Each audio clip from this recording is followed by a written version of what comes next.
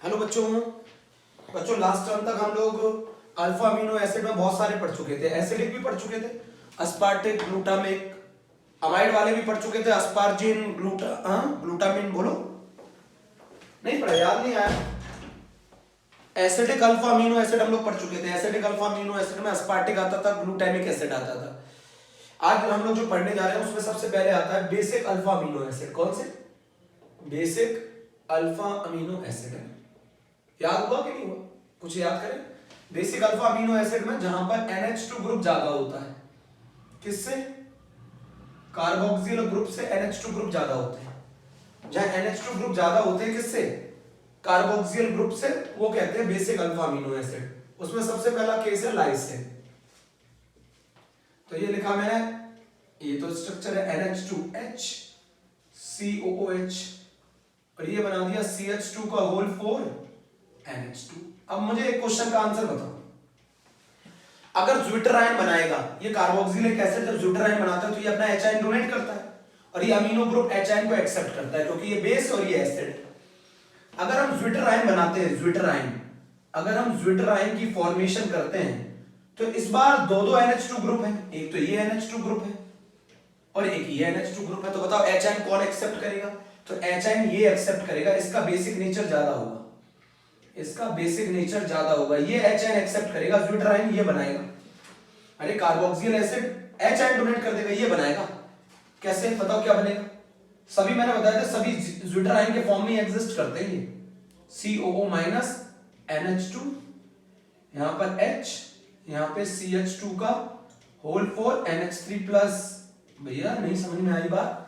कैसे? ये इसका बेसिक नेचर ज्यादा होता है। अरे कार्बोक्सिल ग्रुप इस NH2 ग्रुप के पास है, जब कार्बोक्सिल ग्रुप इस NH2 के पास है, ये कौन सा इफेक्ट लगाता है? माइनस आई क्या करता है? इलेक्ट्रॉन को विड्रॉ करता है, इस पर इलेक्ट्रॉन डेंसिटी कम होगी तो इसका बेसिक नेचर कम होगा, इसका बेसिक नेचर ज्यादा होगा। लाइसिन बेसिक होता है, बेसिक। क्यों? इसमें ज्यादा NH2 ग्रुप है, ये वाला NH2 ज्यादा बेसिक है, बहुत ज्यादा दूर है कार्बोक्सिलिक ग्रुप से। सुन रहे हो ना मेरी बात? बहुत ज्यादा दूर है कार्बोक्सिल ग्रुप से। तो ज्विटराइन ये बनाएगा, अगर कभी क्वेश्चन आ जाए तो ज्विटराइन ये बनाता है। दूसरा इज वेरी फेमस अर्जिनिन। बेटा सबसे ज्यादा बेसिक अल्फा अमीनो एसिड कौन सा होता है? अगर कभी भी क्वेश्चन में पूछ लिया जाए तो सबसे ज्यादा बेसिक, सबसे ज्यादा बेसिक, सबसे ज्यादा बेसिक अल्फा अमीनो एसिड, सबसे ज्यादा basic alpha amino acid arginine होता है। बच्चों अर्जिनिन में एक ग्रुप जुड़ा होता है जिसको कहते हैं ग्वानिडीन, और ये ग्वानिडीन सबसे ज्यादा बेसिक अमीन है। जब आप अमीन चैप्टर पढ़ेंगे तो वहां ये आपको मालूम चलेगा ग्वानिडीन सबसे ज्यादा बेसिक होता है। तो मैं बताना चाह रहा हूं, ये लिखा मैंने COOH, ये लिखा मैंने बेटा NH2 है ना, ये लिखा मैंने H, ये लिखा बेटा मैंने CH2 का होल थ्राइस, CH2 का होल थ्राइस लिखा मैंने। फिर यहां लिखा मैंने NH, ये लिखा मैंने C डबल बॉन्ड NH, और ये लिखा मैंने बच्चों NH2। कौन कौन इलेक्ट्रॉन डेंसिटी बढ़ा रहा है? ये भी बढ़ा रहा है, ये भी बढ़ा रहा है, सही है। इसके ऊपर ये भी इलेक्ट्रॉन डेंसिटी बढ़ रही है, बहुत ज्यादा बेसिक होता है। इसी ग्रुप को कहा जाता है ग्वानिडीन, इसी ग्रुप को कहा जाता है ग्वानिडीन, और ग्वानिडीन जिसमें जुड़ा होता है वो सबसे ज्यादा बेसिक होता है। बच्चों अगर मेरी बात सुनना बहुत ध्यान से, ये वाला बहुत ज्यादा बेसिक होता है, बहुत ज्यादा बेसिक होता है, बहुत ज्यादा इलेक्ट्रॉन डेंसिटी बढ़ाते हैं इस नाइट्रोजन पर। अब जरा सुनो मेरी बात, अगर मैं इसके अंदर प्रोटॉन ऐड कर दूं, H प्लस कर दूं, प्रोटोनेट कर दूं उसको, प्रोटोनेट करने के बाद इसके इक्वल RS बनते हैं। प्रोटोनेटेड होने के बाद इसके इक्वल RS बनते हैं, इक्वल RS मतलब रेजोनेटिंग स्ट्रक्चर सारे इक्वल RS होते हैं, इक्वल RS। इक्वल RS की स्टेबिलिटी बहुत ज्यादा होती है, इक्वल RS की स्टेबिलिटी बहुत ज्यादा होती है। प्रोटोनेटेड, बच्चों अगर मैं इसको प्रोटोनेट करूं, जैसे मान लो इसमें प्रोटोनेट कर दिया, ये वाले ने प्रोटोनेट कर दिया, तो एक हाइड्रोजन जोड़ लेगा, NH2 प्लस बनाएगा। तो आप देखना जब अगर मैं इसके अंदर रेजोनेंस कराऊंगा तो इक्वल RS बनेंगे। बताओ अगला स्ट्रक्चर कैसा बन जाएगा? NH NH2 double bond NH2 plus, ये बन जाएगा इसका स्ट्रक्चर, ये स्ट्रक्चर बन जाएगा इसका। Protonated equal RS, protonated equal RS है, प्रोटोनेटेड इक्वल RS। मेरी बात नहीं समझ रहे आप? इसका जो प्रोटोनेट होने के बाद जो इसके रेजोनेटिंग स्ट्रक्चर बनते हैं वो इक्वल RS शो करते हैं, इक्वल RS।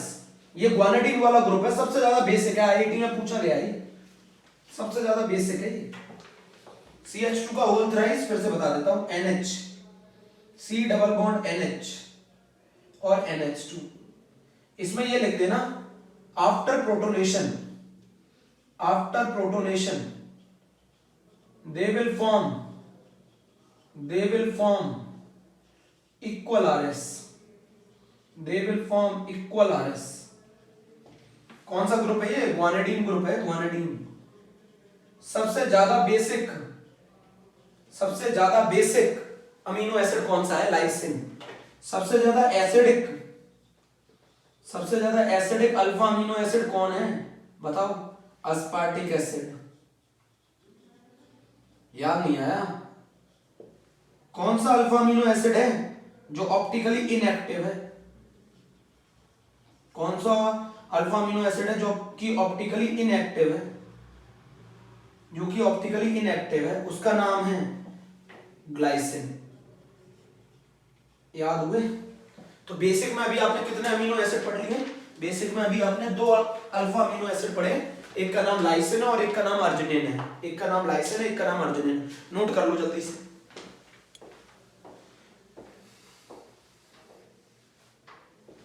एक का नाम लाइसिन है, एक का नाम अर्जिनिन है। अरे भैया इसको प्रोटोनेट करोगे ना तो इसके इक्वल आरएस बनेंगे, और इक्वल आरएस जिसमें बनते हैं उसकी स्टेबिलिटी बहुत ज्यादा होती है, तो ये बहुत ज्यादा तेजी से लोन पे डोनेट करना चाहेगा, तो ये बहुत ज्यादा बेसिक होता है। अर्जिनिन इसेंशियल अमीनो एसिड है। अर्जिनिन इसेंशियल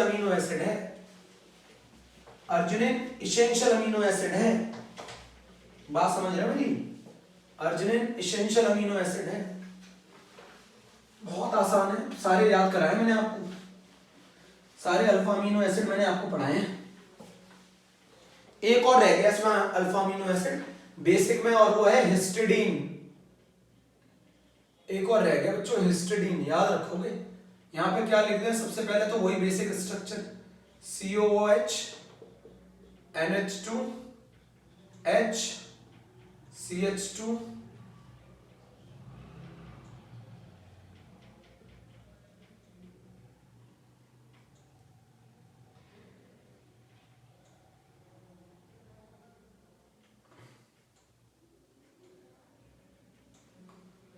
ठीक है बच्चों, इसको कहते हैं हिस्टिडीन। हिस्टिडीन में ये वाला लोन पेयर तो रेजोनेंस में इन्वॉल्व है। ये वाला लोन पेयर रेजोनेंस में इन्वॉल्व है। जो रेजोनेंस में इन्वॉल्व होगा वो डीलोकलाइज्ड होगा। जो रेजोनेंस में इन्वॉल्व होगा वो डीलोकलाइज्ड होगा, और जो डीलोकलाइज्ड होगा वो नॉट इजीली अवेलेबल।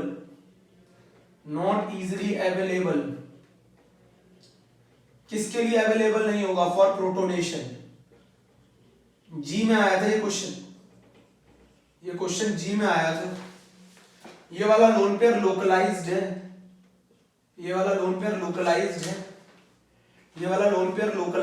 और जो लोन पेयर लोकलाइज्ड होता है वो इजीली अवेलेबल होता है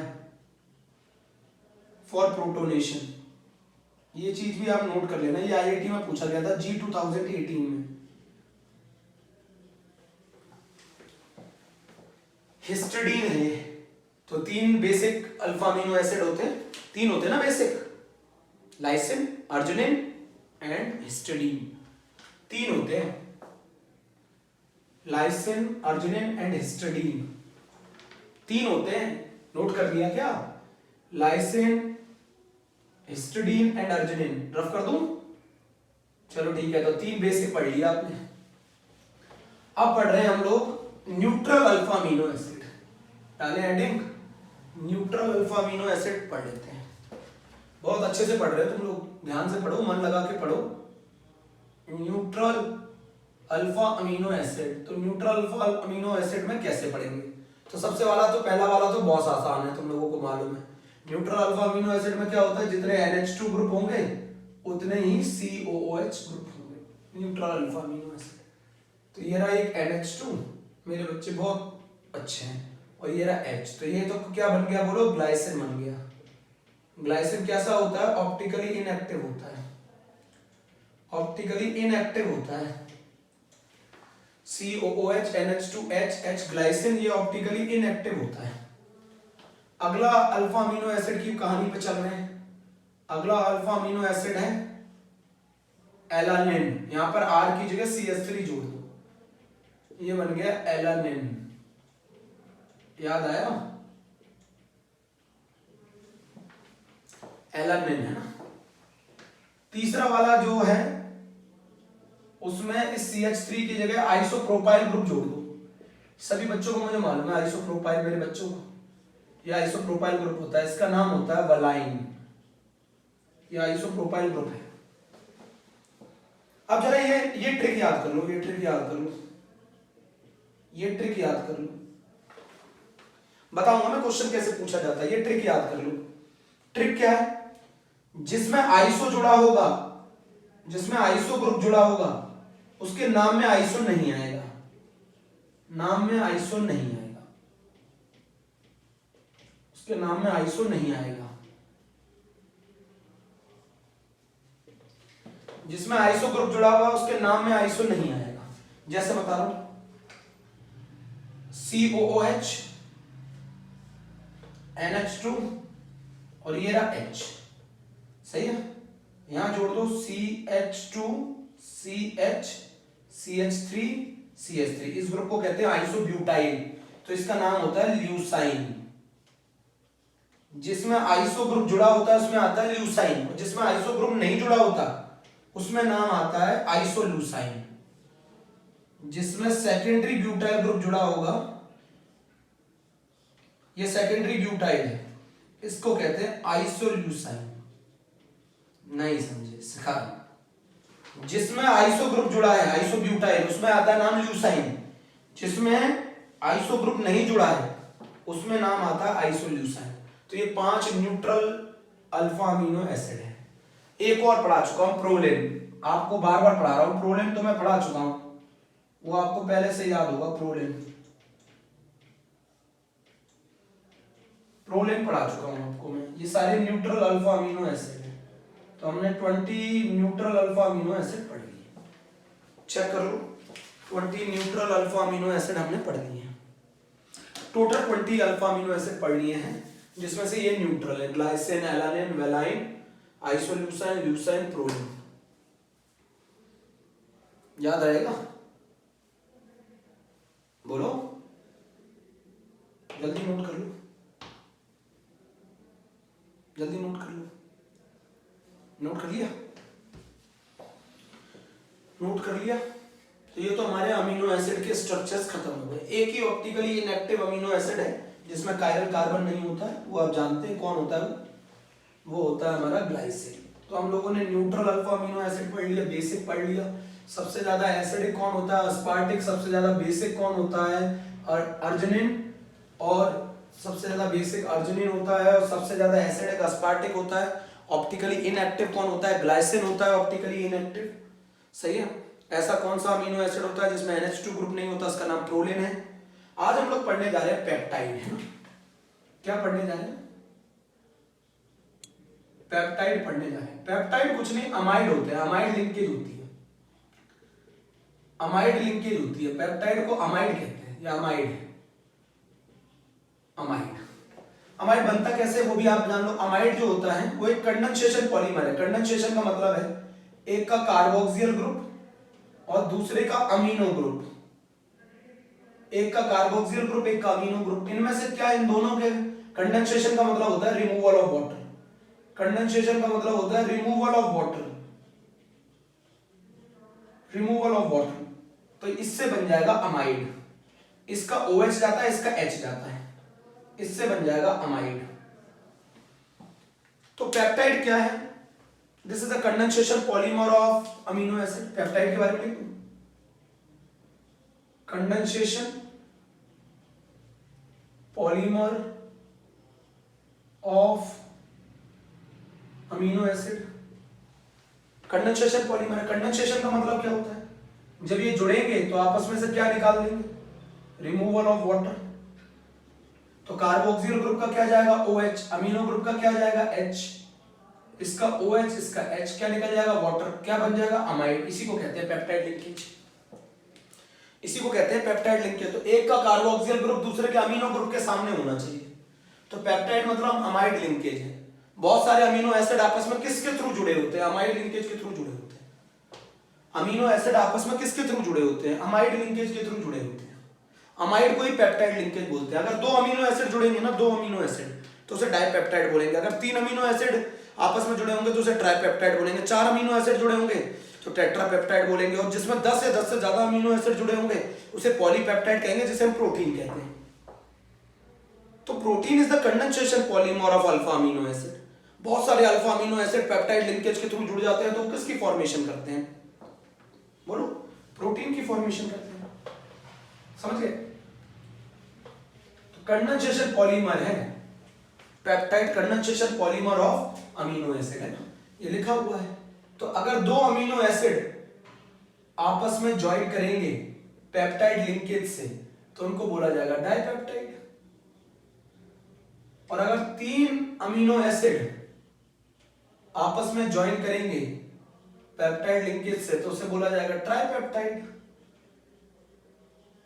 और अगर चार अमीनो एसिड आपस में ज्वाइन करेंगे पेप्टाइड लिंकेज से तो उसे बोला जाएगा टेट्रापेप्टाइड।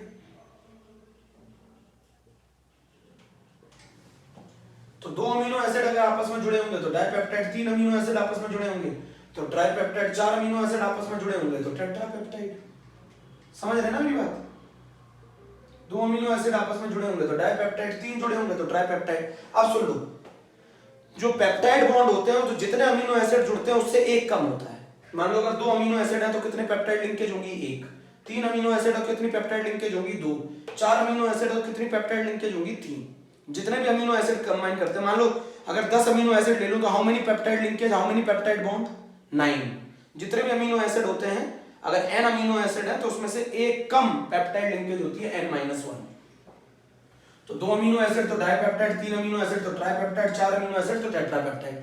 अगर दो अमीनो एसिड जुड़ेंगे तो उन्हें डाइपेप्टाइड कहेंगे, तीन अमीनो एसिड जुड़ेंगे तो ट्राइपेप्टाइड कहेंगे, चार अमीनो एसिड जुड़ेंगे तो टेट्रापेप्टाइड कहेंगे। जितने अमीनो एसिड कंबाइन करते हैं उससे एक कम होती है पेप्टाइड लिंकेज। अगर मान लो दो अमीनो एसिड जुड़ रहे हैं तो एक पेप्टाइड बॉन्ड होगा, तीन अमीनो एसिड जुड़ रहे हैं तो दो पेप्टाइड बॉन्ड होंगे, चार अमीनो एसिड जुड़ रहे हैं तो तीन पेप्टाइड बॉन्ड होंगे। एग्जांपल से समझाता हूं। दो अमीनो एसिड का कंडेंसेशन पॉलीमर जो कहलाएगा वो डाइपेप्टाइड कहलाएगा। तीन अमीनो एसिड को जोड़ोगे तो ट्राइपेप्टाइड जोड़ोगे, तो चार अमीनो एसिड को जोड़ोगे तो टेट्रापेप्टाइड होंगे। अब मैं आपको बोल रहा हूं कितने बनेंगे। अगर मान लो दो अमीनो एसिड को मैं जोड़ दूं तो कितनी पेप्टाइड लिंकेज होगी? उनमें एक होगी। तो जो नंबर ऑफ पेप्टाइड लिंकेज है वो जितने अमीनो एसिड जुड़ते हैं उससे एक कम होती है। एग्जांपल समझते हैं। डाइपेप्टाइड समझ गए? डाइपेप्टाइड का मतलब है दो अमीनो एसिड के कॉम्बिनेशन से बनता है, उसे डाइपेप्टाइड कहते हैं। तीन अमीनो एसिड के कॉम्बिनेशन से बनता है, ट्राइपेप्टाइड कहते हैं। तो प्रोटीन को क्या बोलेंगे?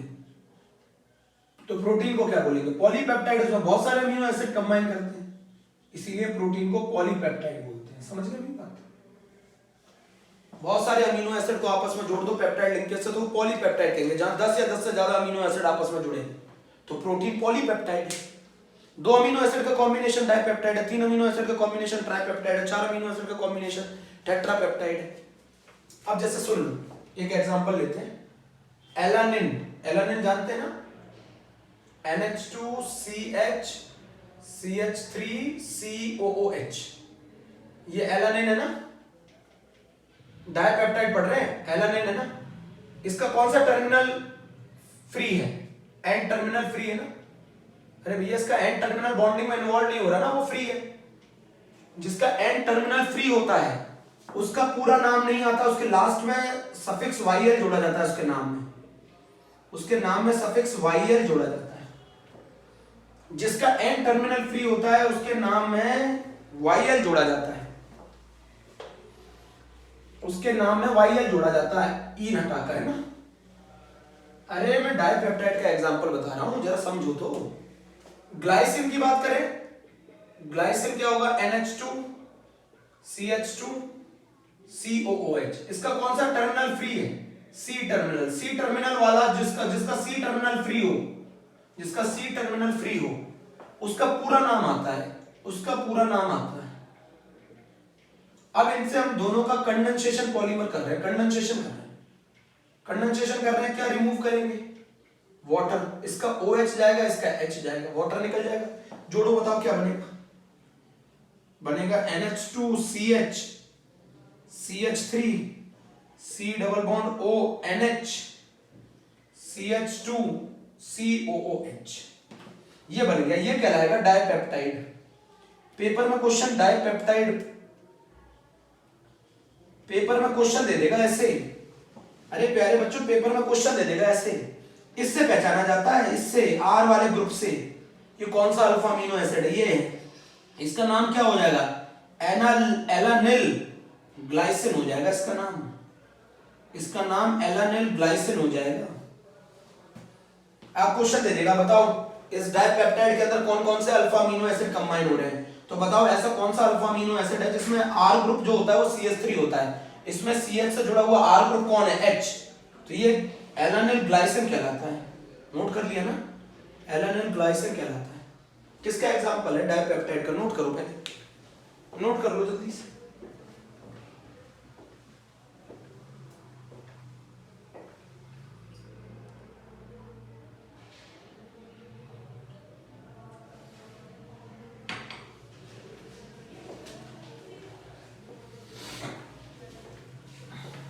डाइपेप्टाइड में कितने अमाइड बॉन्ड है, डाइपेप्टाइड में कितने अमाइड बॉन्ड है, एक अमाइड बॉन्ड है, एक अमाइड बॉन्ड है।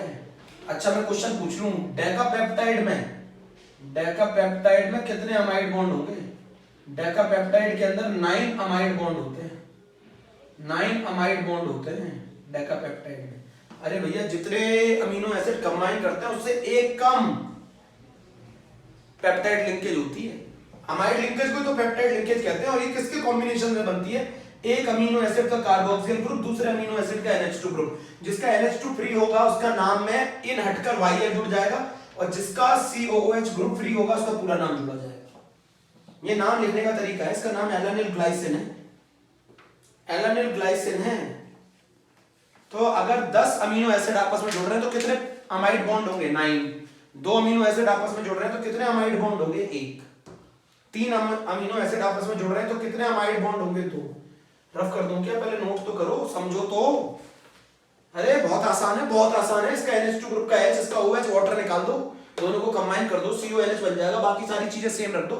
जिसका NH2 ग्रुप फ्री होता है उसका नाम में YL जुड़ जाता है, जिसका COH ग्रुप फ्री होता है उसका नाम में पूरा नाम आता है। बहुत आसान है, रट्टा नहीं मारना है, बिल्कुल समझ के कर लो। अरे जहां रटने की चीजें होंगी वहां मैं बता दूंगा, जहां रटने की चीजें होंगी वहां मैं बता दूंगा, जहां रटने की चीजें होंगी वहां मैं बता दूंगा कैसे करना है। एक और एग्जांपल ले रहा हूं बेटा मैं, एक और एग्जांपल ले रहा हूं, जरा समझो मेरी बात को बहुत ध्यान से। ऐसा क्वेश्चन आया था IIT में,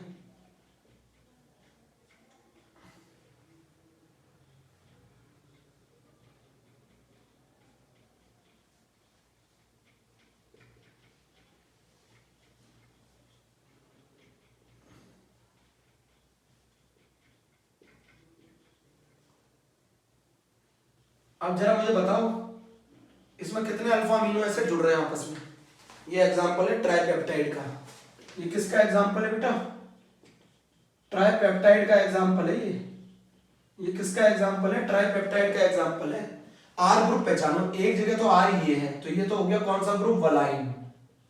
एक जगह R ये है, ये हो गया फिनाइल एलानिन। ऐसा क्वेश्चन आता है पेपर में, एक जगह R ये है, इससे पहचान लो सीरीन। याद नहीं करें तो फिर कुछ नहीं हो पाएगा भैया। सीरीन किसका एग्जांपल है, ट्राइपेप्टाइड का।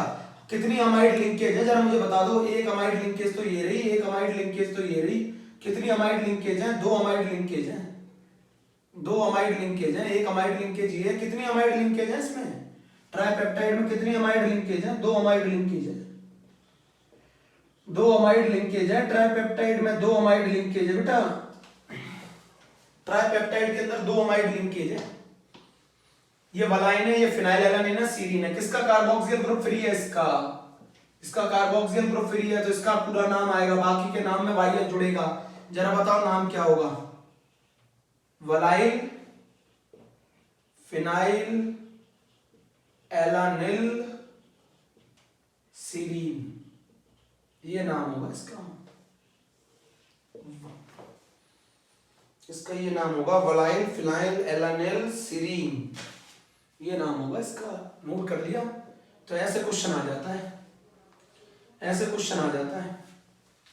तो ये तो कहानी खत्म हो गई हमारी पेप्टाइड की। अब बात आती है प्रोटीन। तो मैं प्रोटीन के बारे में पहले लैंग्वेज लिख दूं। आपको बहुत अच्छी तरीके से मालूम है प्रोटीन के बारे में, जब 100 या 100 से ज्यादा अल्फा अमीनो एसिड आपस में कंबाइन करते हैं तो जिसकी फॉर्मेशन होती है उसको कहते हैं प्रोटीन। एक एग्जांपल को छोड़कर जिसके अंदर 52 अमीनो एसिड्स कंबाइन करते हैं, और वो है इंसुलिन। ठीक है, इंसुलिन हार्मोन की तो कमी हो जाती है डायबिटीज में, इंसुलिन के तो इंजेक्शन लेने पड़ते हैं, नहीं लेने पड़ते, इंजेक्शन लेने पड़ते हैं ना। अरे डायबिटीज के पेशेंट को इंसुलिन के इंजेक्शन लेने पड़ते हैं।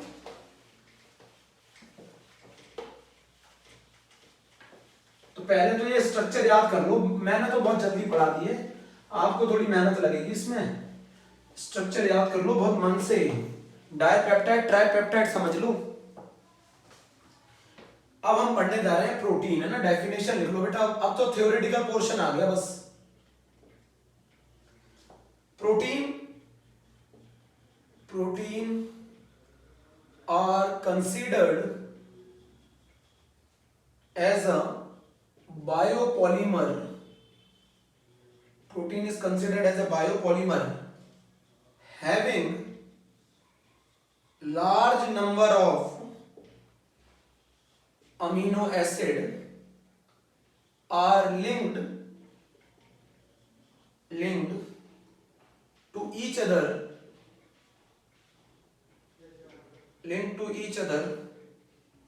through peptide linkage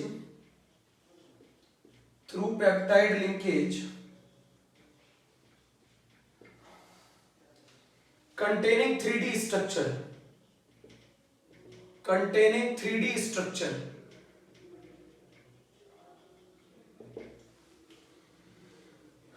आपको मैं यहां लिख देता हूं। हर प्रोटीन में 100 अमीनो एसिड या उससे ज्यादा यूनिट जुड़ती हैं, यूनिट्स होती हैं। और प्रोटीन का मॉलिक्यूलर मास, क्योंकि ये मैक्रोमॉलिक्यूल है, इसका मॉलिक्यूलर मास बहुत ज्यादा होता है। प्रोटीन एक मैक्रोमॉलिक्यूल है, सरफेस केमिस्ट्री में पढ़ाया था।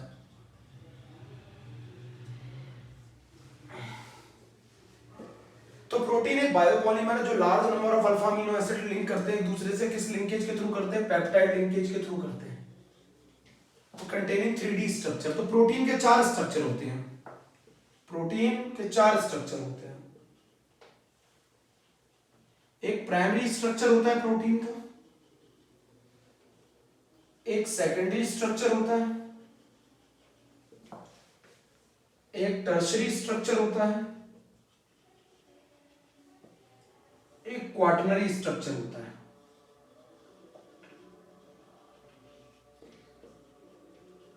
चार स्ट्रक्चर होते हैं प्रोटीन के ना। एक प्राइमरी स्ट्रक्चर होता है, एक सेकेंडरी स्ट्रक्चर होता है, एक टर्शरी होता है, एक क्वाटरनरी होता है। प्राइमरी स्ट्रक्चर, सेकेंडरी स्ट्रक्चर के 2 पार्ट हैं।